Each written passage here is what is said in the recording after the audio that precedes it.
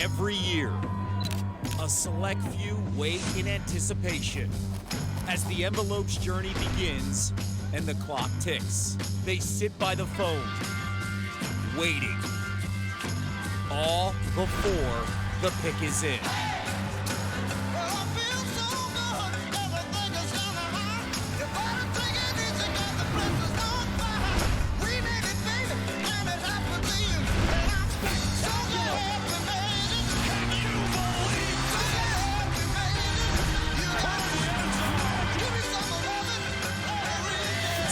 Answer that call. Hello? Hello? Hello? And live the dream so few have. You ready to do this thing? I'm ready. So get ready. From the Motor City, the 2024 NFL Draft. That NFL Draft just 3 days away. The Chicago Bears are on the clock. Caleb Williams now minus 20,000 to be the first overall pick. Be safe to write that one in Sharpie almost at this point. All right, Aaron, Joe, let's welcome to the program our good friend Jordan Reid, ESPN draft bet analyst, and he is fresh off dropping a 7-round mock draft from Williams to Mr. Irrelevant. Every pick right now on .com. Well done, my friend, for that tedious task. So you know the draft about as well as anyone can.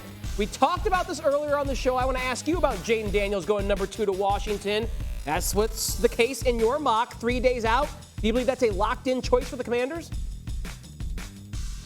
I don't necessarily think it's a lock, but it seems to be trending in that direction. And what are the Commanders getting in Jayden Daniels? They're getting an electrifying passer, somebody that's very mobile, and the traits are only getting better with Jayden Daniels as he continues on into his career. The Commanders have a huge need under center at quarterback. Jayden Daniels fits their timeline. He has some of the most upside in this draft class overall at quarterback. So I would be very surprised if he's not the pick at number 2 overall. The Daniels odds fluctuations over the last few days have been all the talk, but J.J. McCarthy has been the big story since the start of this whole process. How high could he go? Who's going to get involved? Does he go before Drake May? His over-under is 5.5 plus 115 to the over, meaning going inside the first 5 picks is the favorite to happen. Where do you see McCarthy going? So I had him going at number 8 overall. In my mock draft, I had the Minnesota Vikings trading up from number 11 up and exchanging picks with Atlanta at number 8. But it would not surprise me if JJ goes inside of the top 5. You look at the Arizona Cardinals at number 4 overall, even the LA Chargers at number 5. I think those are your 2 sweet spots of where McCarthy could end up going, just because the Vikings, the Broncos, or even the Raiders could look to trade up ahead of the Giants at number 6 overall. That's why I think that over-under is right at 5.5, just because the Giants could look to take a quarterback, even though they gave Daniel Jones a $160 million contract last offseason. McCarthy definitely has a chance to go inside the top 5. Got to ask a follow-up. A lot of the teams you mentioned make sense. You brought up the Chargers. They already have Justin Herbert. Why did you mention them? Yeah, because they could look to trade back, and they have a need at wide receiver. They could go Rome Odunze, of Washington, or they could go Malik Neighbors of LSU, or they could go offensive tackle. Joe Alt of Notre Dame is who I had them selecting in my most recent mock draft. All right, well, there's been a lot of differing opinions on Bo Nix and Michael Penix. You have Nix going first round to Denver via trade back, Penix going in the second round. If the team makes the move to Penix, who is most likely to do that? I would go with the Las Vegas Raiders. Now, 13 is a little bit too rich, in my opinion, for Penix. They could look to go offensive tackle. Right there, I had them selecting Oregon State offensive tackle Talise Fuaga in my mock draft. But number 44 overall, selecting Michael Penix Jr. is a possibility, or they could look to trade him to the back end of the first round. That would not be surprising at all, but Michael Penix Jr.'s fit in Las Vegas makes a lot of sense. Byron Murphy, defensive tackle from Texas. A week ago, he was 14-1 to be the first defensive player off the board. He was also about 14-1 to go 9th overall. That's where the Bears reside. Those prices are long gone. They're both down to 6-1. Is there a chance Murphy could be the first defensive player off the board? Yeah, there's a possibility. And I look at the Bears at number 9 overall. Head coach Matt Eberflus, he talks so much about having an interior defensive lineman, how important that is to his defense. The best one in this draft class is Byron Murphy II. He's a player that could go to the Chicago Bears. That would not be surprising. He's a wrecking ball in the middle. A 12% defensive pressure rate last year, which was the best amongst all defensive linemen in the country last year. He would fit everything that they need at number 9 overall. It would not be surprising if he hears his name as the first defensive player off of the board.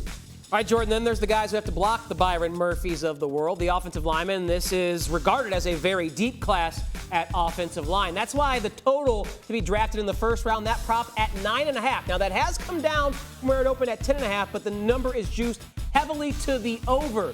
You, however, have 9 going in the first round. What O-lineman slipped out of round 1 in your mock that could swing that bet one way or the other?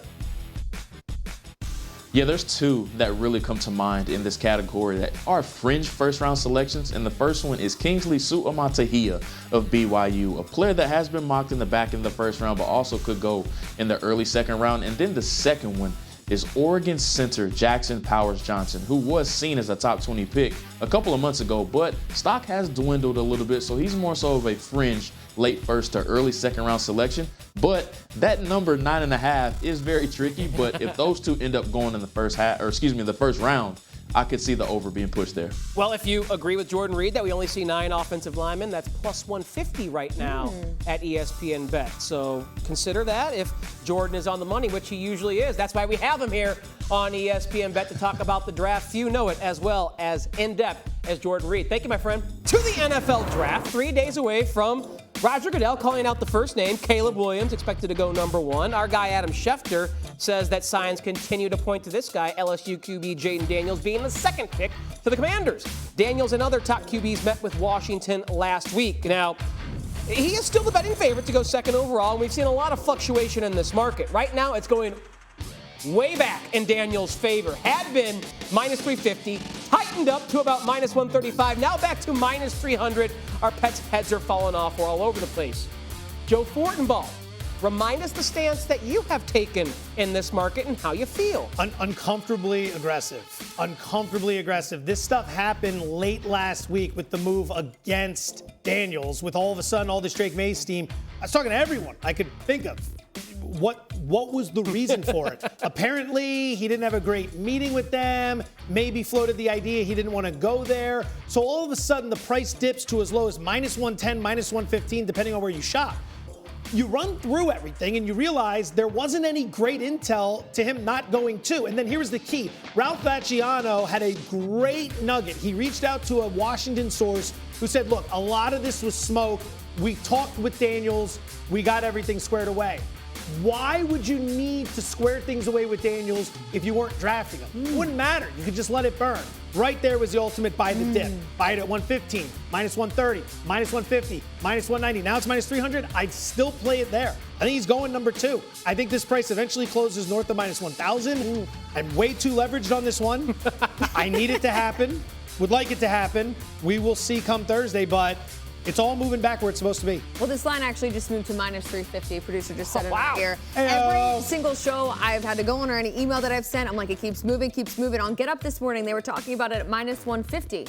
Now it's all the way to minus 350. So you make a great point about buying the dip, but also betting into these markets is obviously on speculation, on rumors, on things you're hearing. But keep in mind, last year, Will Anderson to go number 2 overall, minus 500. The morning of the draft, and C.J. Stroud went number 2 overall. So keep these things in mind. They can shift, but honestly, this one does feel like Jayden Daniels will be going number 2 overall. Like you said, Joe, you think it's going to continue to get even shorter odds for him. By draft night, it might be off the board. It might be off the board completely. It's going to get so big. It's the most bet on thing.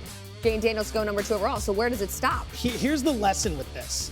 These are the type of things we probably shouldn't actually give out because it's almost too good. But these books will move aggressively on minimal information. They don't want to get caught. This is where the public has just as good a chance to beat them at anything, right? Like handicapping a game, getting the best of the numbers, you got to be very good to beat the books long term. Here, if you're just ahead of the news cycle, you can beat them. And you saw this move. It was an aggressive. They'll move all over the place. We're going to talk about a few more things later today and throughout the week. There have been some crazy moves. And the point is, there's no data. Like with games, you can put points per game, pace, blah, blah, blah. Questionable. Anything. 100%. Yeah. With drafting that is purely speculative.